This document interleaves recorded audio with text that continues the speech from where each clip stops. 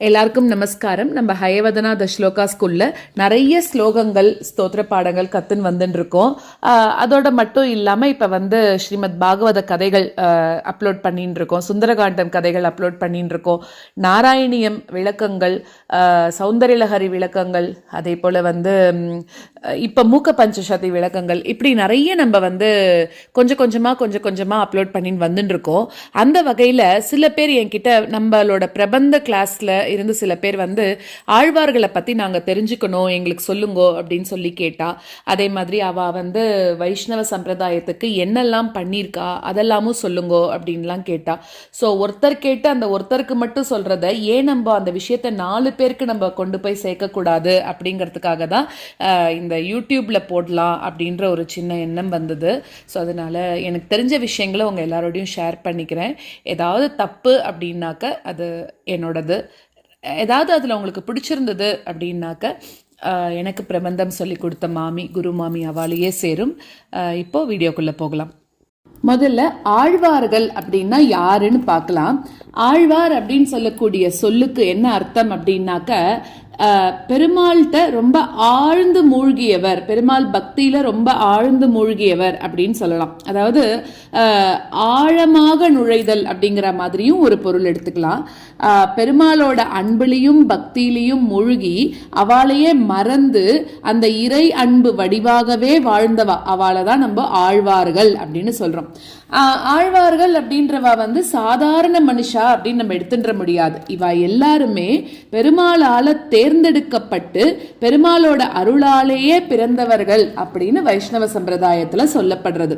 இவாளுக்கு மயர்வர மதிநலம் அருளினன், அதாவது குற்றமில்லாத தெளிந்த ஞானத்தை பெருமாளே கொடுத்திருக்கார் அப்படின்னு நம்மாழ்வார் தன்னோட திருவாய்மொழியிலையும் சொல்லிட்டு இருக்கார். சோ இந்த ஞானமானது சாதாரண படிப்பால வந்தது கிடையாது, பெருமாளோட அந்த நேரடி அருள்னால வந்ததுதான் அப்படின்னு ஒரு நம்பிக்கை இருக்கு. இப்போ ஆழ்வார்கள் மொத்தம் எத்தனை பேர் அப்படின்னா, அவ மொத்தம் 12 பேர் இருக்கா. இவ எல்லாருமே தமிழ்நாட்டுல பிறந்து தமிழ்லயே திருமால பாடினா அப்படின்னு சொல்றா. இவாளோட பாடல் தான் 4000 திவ்ய பிரபந்தம் அப்படின்னு சொல்லப்படுறது. இதை தான் நம்ம தமிழ் வேதம் அப்படின்னு சொல்றோம். சரி, ஆழ்வார்கள்லாம் எதுக்காக அவதரிச்சா அப்படின்னு பார்த்தாக்கா, கலியுகத்துல நம்மளுக்கு நிறைய கஷ்டங்கள் இருக்கு, கலியுகத்தோட இருட்ட போக்கணும் அப்படிங்கிறதுக்காக தான் இவ எல்லாருமே அவதாரம் பண்ணியிருக்கா. ஆழ்வார்கள் அவதரிச்ச காலம் கலியுகத்தோட தொடக்கத்துல தான். அதாவது எதுக்குன்னா, கலியுகத்துல இங்க இருக்கக்கூடிய மனுஷாலாம் என்னன்னா பெருமாள் பக்தியை மறந்து அறம் பண்றதைய விட்டுட்டு பொருள் ஆசையில ரொம்ப மூழ்கி போயிடுவா அப்படின்னு சாஸ்திரங்கள்லாம் சொல்றதாம். சோ இந்த இருண்ட காலத்துல அப்படி இருக்கக்கூடிய அந்த மக்கள் எல்லாரையும் திருப்பி அந்த பெருமாளோட பக்திக்கு கொண்டு வரணும் அப்படிங்கிறதுக்காகவே பெருமாள் ஆழ்வார்களை இந்த உலகத்துல அனுப்பினா அப்படின்னு சொல்லப்படுறது. அடுத்ததாக வேதங்கள் எல்லாமே வடமொழியில இருந்தது. அப்போ ரொம்ப சாமானிய மக்களுக்கு அந்த வடமொழிகள் புரியாது இல்லையா, அதனால எப்படி நம்ம போய் பெருமாளை போய் சேர்றது அப்படிங்கிறதுக்காக பெருமாளே ஆழ்வார்களை தமிழ்ல நீ வேதத்தை பாடு அப்படின்னு அவ மூலமா பாட வச்சாராம். அதனாலதான் 4000 திவ்ய பிரபந்தம் அப்படிங்கிறது தமிழ் வேதம் இல்லாட்டா திராவிட வேதம் அப்படின்னு சொல்லப்படுறது. சோ தமிழ் மக்கள் எல்லாருமே பெருமாளை அடையறதுக்கு இது ஒரு ஈஸியான வழியா இருக்கு இல்லையா. அப்புறம் வடக்குல சைவம், வைணவம், பௌத்தம், சமணம் அப்படின்னு பல மதங்கள் போட்டி போட்டு இருந்த காலம் அது. அப்போ தமிழகத்துல கூட இந்த குழப்பம் இருந்திருக்கு. இந்த சூழல்ல பெருமாளோட பெருமைய அதாவது அன்பு வழியில எடுத்து சொல்றதுக்கு ஆழ்வார்கள் தேவைப்பட்டிருக்கா. அதனால இவ என்ன பண்ணிருக்கா, கோவிலாக போய் அந்த பாடல்களால மக்களோட மனசுல பக்தியை விதைச்சிருக்கா அப்படின்னு சொல்லப்படுறது. திவ்ய தேசங்கள், அதாவது 108 திவ்ய தேசங்கள் அப்படின்னு சொல்லப்படக்கூடிய பெருமாளோட கோவில்களை ஆழ்வார்கள் என்ன பண்ணிருக்கான்னா மங்களாசாசன பாடல்களால போற்றி துதிச்சிருக்கா. அதனால அந்த கோவில்களுக்கு இன்னும் சிறப்பு வந்திருக்கு அப்படின்னே சொல்லலாம். அப்போ இந்த தலங்களை வழிபடுறதுக்கு ஆழ்வார்களோட பாடல்கள் நம்மளுக்கு ஒரு உந்துதலா இருக்கு அப்படின்னு சொல்லலாம். அடுத்ததாக ஆழ்வார்களோட காலம் பற்றி சொல்லணும் அப்படின்னாக்க சில பேர் சில வேறுபாடுகள் அதெல்லாம் சொல்றா. அதாவது வைணவ சம்பிரதாயத்தைப்படி இவ வந்து கலியுகத்தோட தொடக்கத்திலேயே, அதாவது ஆயிரக்கணக்கான ஆண்டுகளுக்கு முன்னாடியே அவதாரம் பண்ணிட்டா அப்படின்னு சொல்லப்படுறது. இப்போ 12 ஆழ்வார்கள் இருக்கா அப்படின்னு சொன்னோம் இல்லையா? அப்போ வந்து அவ எல்லாரையும் நம்ம ஒன்னொன்னா பார்க்கலாம். அதுல முதல்ல வந்து நிறைய ஆழ்வார்கள் நிறைய பேர் இருக்கா அப்படின்னு சொன்னோம். ஸோ அதுல ஒரு ஆழ்வாரை பத்தி நம்ம பார்க்கும்போது அதை நம்ம டீட்டெயிலா பார்க்கலாம். ஸோ இப்போ இந்த ஆழ்வார்கள் அப்படிங்கிறவா வந்து இவாளோட ரொம்ப பெரிய சிறப்பு என்னது அப்படின்னாக்க, இவா சமுதாயத்துல எல்லா தரப்புல இருந்தும் வந்தவா அப்படின்னே சொல்லலாம். அதாவது பெரிய ஆழ்வாரும் மதுரை கவி ஆழ்வாரும் எடுத்துட்டோம் அப்படின்னாக்க அவ வந்து பிராமண குலத்துல பிறந்ததா சொல்லப்படுறது. தொண்டரடி பொடி ஆழ்வார், பூதத்தாழ்வார் இவா எல்லாமும் பிராமண குலத்துல பிறந்ததா சொல்லப்படுறது. குலசேகர ஆழ்வார் அவர் வந்து ஒரு க்ஷத்ரிய குலத்துல, அதாவது கேரள நாட்டு ஆண்ட மன்னன் அப்படின்னு சொல்லப்படுறது. நம்மாழ்வார் வந்து வேளாண் குலத்துல பிறந்தவர்னு சொல்லப்படுறது. திருப்பான ஆழ்வார் வந்து பாணர்னு சொல்லக்கூடிய இசை குலத்துல பிறந்தவர். இவர் வந்து கோயிலுக்குள்ள நுழையறதுக்கே அனுமதிக்கப்படாத காலத்துல பெருமாள் வந்து அருள் பண்ணி கோயிலுக்கு அழைத்தான் அப்படின்னு அது ஒரு பெரிய வரலாறு இருக்கு. அடுத்தது திருமழிசை ஆழ்வார் வந்து திருமழிசை ஆழ்வார் அவர் வந்து எப்படின்னாக்க ரொம்ப சாதாரண குடும்பத்துல பிறந்தவர், வேடுவர் குலத்துல பிறந்தவர். ஆண்டாள் வந்து ஒரே ஒரு பெண் ஆழ்வார் அப்படின்னு சொல்லலாம். இவ தான் பெரியாழ்வாரோட மகள் அப்படின்னு சொல்லலாம்.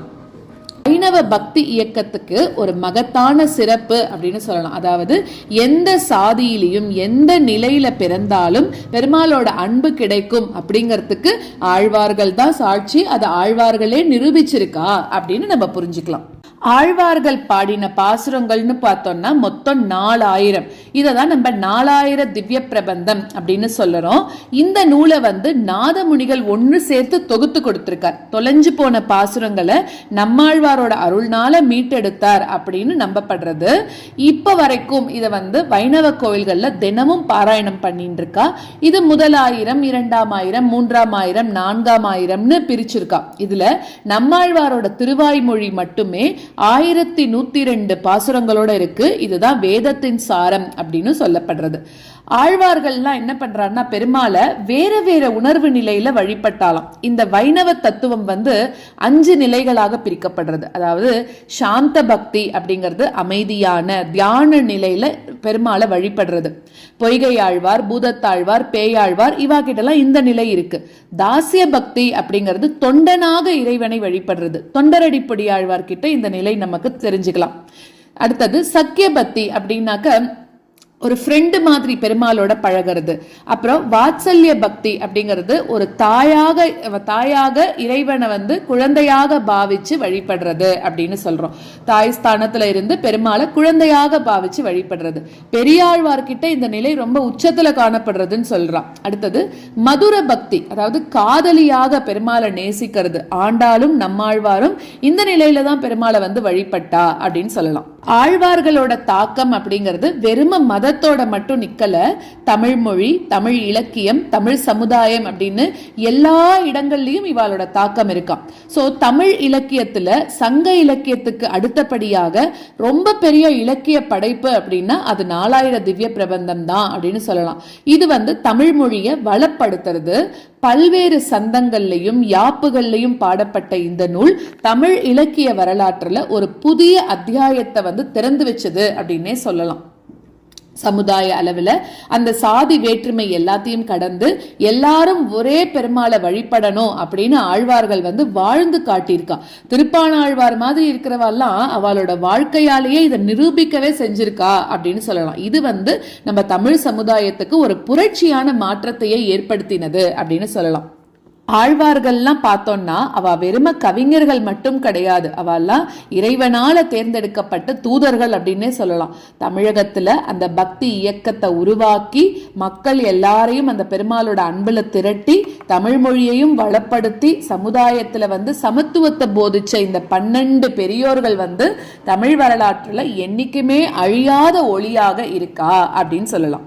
வாயும் திரையுகளும் வானோர்களும் மன்னோர்களும் ஏயும் திசைகளும் எட்டுமிரண்டும் எல்லாமும் ஆயும் பொருளின் அணுத்தனையும் விட்டிடாது நீயும் நிறைந்தாய் நெடுமாலே அப்படின்னு நம்மாழ்வார் பாடினா போல எல்லா இடத்துலயும் நிறைஞ்சிருக்கக்கூடிய திருமாலை இந்த உலகமறிய பாடின ஆழ்வார்களுக்கு நம்ம என்னைக்குமே கடமைப்பட்டிருக்கோம் அப்படின்னே சொல்லலாம். ஸோ இந்த ஆழ்வார்கள் நம்மளுக்கு 4000 திவ்ய பிரபந்தம் கொடுத்துருக்கா அப்படின்னு சொன்னோம் இல்லையா. இந்த 4000 திவ்ய பிரபந்தமும் கொஞ்ச நாள் மறைஞ்சுதான் இருந்தது.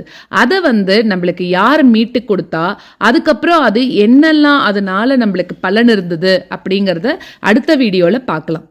ஆழ்வார் எம்பெருமானார் ஜீயர் திருவடிகளே சரணம்.